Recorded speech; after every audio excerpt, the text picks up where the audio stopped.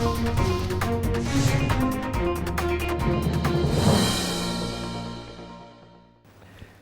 apa kabar pemirsa? Kita berjumpa dalam Warta Parlemen, informasi aktual seputar parlemen. Bersama saya, Uki Abdul.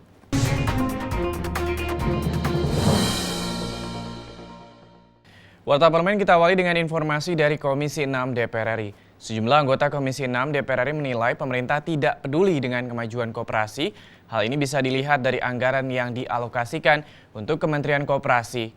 Padahal peran koperasi dalam menopang perekonomian bangsa tidak diragukan lagi.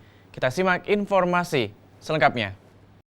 Ditemui usai rapat dengan Menteri Koperasi Anak Agung Gede Ngurah Puspayoga di Nusantara 1 baru-baru ini, anggota Komisi 6 DPR RI Nasril Bahar mengatakan Kementerian Koperasi mendapatkan anggaran yang sangat kecil, hanya 971 miliar rupiah. Dengan anggaran tersebut, menurutnya Kementerian Koperasi tidak bisa memberikan pembinaan dan pendampingan terhadap koperasi-koperasi yang ada di Indonesia. Nasril mengatakan dengan anggaran yang minim tersebut, Kementerian Koperasi tak mampu melaksanakan berbagai aktivitas pembinaan dan pendampingan terhadap koperasi. Padahal, koperasi adalah soko guru bagi kemajuan perekonomian Indonesia. Koperasi mendapatkan anggaran untuk 2017 sekitar 971 miliar.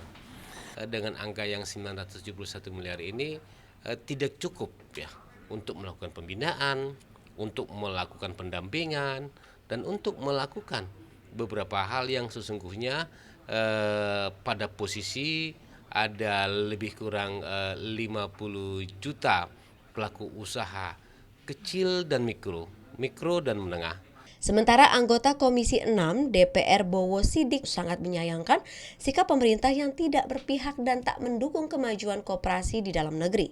Hal ini bisa dilihat dari minimnya alokasi anggaran yang diberikan oleh pemerintah selama tahun 2015 sampai dengan tahun 2016. Menurut Bowo, dengan anggaran sebanyak itu, sulit untuk mengembangkan koperasi yang ideal. Ia berharap pemerintah lebih berpihak kepada koperasi dengan memberikan bantuan dan pelatihan sehingga koperasi Indonesia menjadi lebih profesional dan mandiri. 2017 ini anggaran yang disiapkan oleh Kementerian Keuangan untuk Kementerian Koperasi hanya 970 sekian miliar. Artinya dari 970 miliar dibagi 34 provinsi kan tidak ada apa-apanya.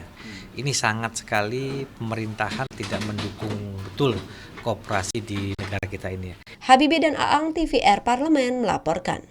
Beralih ke informasi dari Komisi 2 DPR RI yang menyoroti permasalahan terkait IKTP yang tidak dapat digunakan dalam DPT Pilkada bagi masyarakat yang sudah pindah tempat tinggal. Hal tersebut disampaikan dalam rapat kerja Komisi 2 DPR RI dengan Kementerian Dalam Negeri baru-baru ini. Berikut kita saksikan informasi selengkapnya. Anggota Komisi 2 DPR RI Hetifah Saifudian mengungkapkan adanya permasalahan terkait tidak tercantumnya masyarakat pindahan dalam DPT setempat karena masih terdaftar dalam DPT di tempat tinggal asalnya. Hetifah menilai jika hal tersebut tidak segera diselesaikan akan berdampak pada kecurangan dalam pilkada. Pasalnya banyak masyarakat yang tidak dapat menggunakan hak pilihnya. Menurut Hetifah, hal tersebut harus segera ditata oleh pemerintah. Hetifah berharap persoalan IKTP tidak lagi menjadi kendala dalam pilkada, sehingga masyarakat secara merata dapat menggunakan hak pilihnya.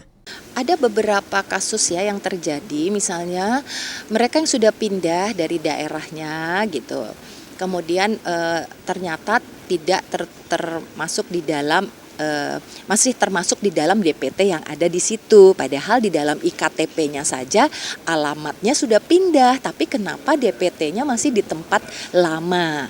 Nah, itu mungkin salah satunya, berarti perlu penataan, dan saya kira contoh-contoh serupa ini sudah dibahas juga sekarang dengan KPU dan Bawaslu agar nanti ke depan menjadi catatan kita. Sementara itu, anggota Komisi 2 DPR RI Azikin Sultan menyesalkan persoalan IKTP sangat lamban ditangani oleh pemerintah. Menurutnya, permasalahan IKTP akan berdampak pada tidak optimalnya pilkada. Sultan mencontohkan dirinya tidak tercatat dalam DPT Jakarta karena belum selesaikan KTP nasional.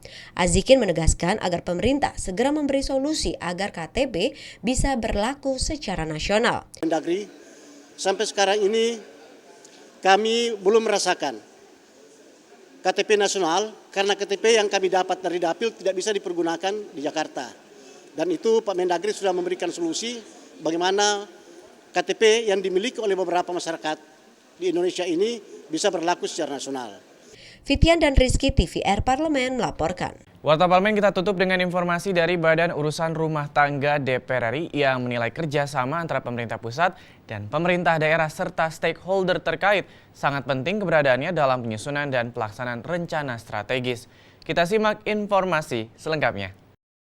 Wakil Ketua Badan Urusan Rumah Tangga atau BURT DPR RI Novita Wijayanti mengatakan kerjasama antara pemangku kekuasaan di pusat dengan daerah harus selalu ditingkatkan agar ke depan proses perencanaan dan pelaksanaan pembangunan bisa berjalan dengan selaras dan berkesinambungan.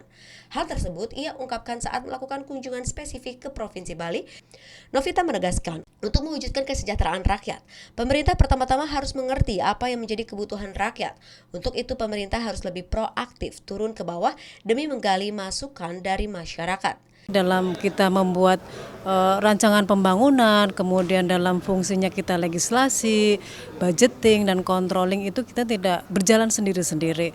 Kita tahu bagaimana yang diperlukan provinsi, bagaimana yang diperlukan kabupaten, sehingga anggaran-anggaran yang kita produk, kita buat, kemudian undang-undang yang kita hasilkan juga harus memiliki kaitan erat untuk kepentingan masyarakat yang lebih baik ke depan. Sementara itu, terkait alasan dipilihnya Provinsi Bali oleh BURT dalam rangka sosialisasi ini adalah karena Provinsi Bali merupakan salah satu provinsi penting di Indonesia.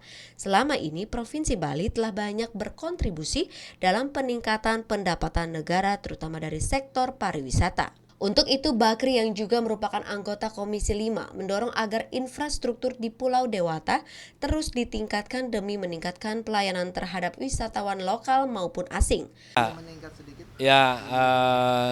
Terkait dengan infrastruktur di Bali ini boleh dikatakan cukup baik, baik itu pelabuhan maupun bandara termasuk jalan nasionalnya. Ini juga bisa menjadi contoh daerah-daerah lain karena bagaimanapun juga infrastruktur di Bali ini merupakan penunjang nomor satu bagaimana pariwisata bisa maju. Tanpa adanya infrastruktur jalan yang baik, transportasi laut udara, saya pikir pariwisata tidak mungkin akan maksimal. Dari Provinsi Bali, Nur Fuad dan Denus, TVR Parlemen melaporkan. Bisa demikianlah Warta Parlemen edisi kali ini. Sampai jumpa pada Warta Parlemen berikutnya. Terima kasih atas perhatian Anda. Wassalam.